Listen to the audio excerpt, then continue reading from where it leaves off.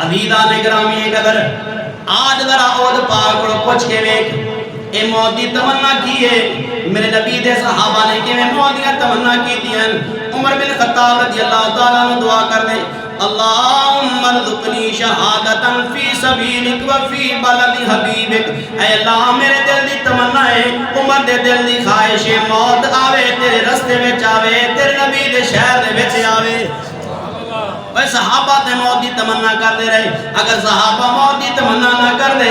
تے شہادت دی تمنا نہ کر دے تے بدر دے اندر 14 صحابہ شہید نہ ہوندے اگر صحابہ شہادت دی تمنا نہ کر دے احد دے اندر 70 صحابہ شہید نہ ہوندے اگر صحابہ نے جناب من شہادت دی تمنا نہ کیتی ہوندی تے میرے مولا دے اوتے جناب من 67 صحابہ شہید نہ ہوندے اگر صحابہ نے شہادت دی تمنا نہ کیتی ہوندی تے خندق دے مقام تے 6 صحابہ شہید نہ ہوندے اگر صحابہ دے اندر جذبہ شہادت نہ ہوندا تے خلافت ابو بکر صدیق رضی اللہ تعالیٰ عنہ دے وچ 28,000 صحابہ اپنی جاناں دا نذرانہ پیش نہ کر دے اگر جناب من صحابہ موت تو ڈر دے ہوندے جناب من موت نال پیار نہ کر دے ہوندے تے پھر حضرت عمر بن خطاب رضی اللہ تعالیٰ عنہ دے زمانے دے اندر 14,000 صحابہ شہید نہ ہوندے اگر صحابہ دے دل وچ جذبہ جہاد نہ ہوندا شوق شہادت نہ ہوندا پھر عثمان غنی رضی اللہ تعالیٰ عنہ دے دور دے اندر 16,000 صحابہ اپنی جان کا نذرانہ پیش نہ کر دے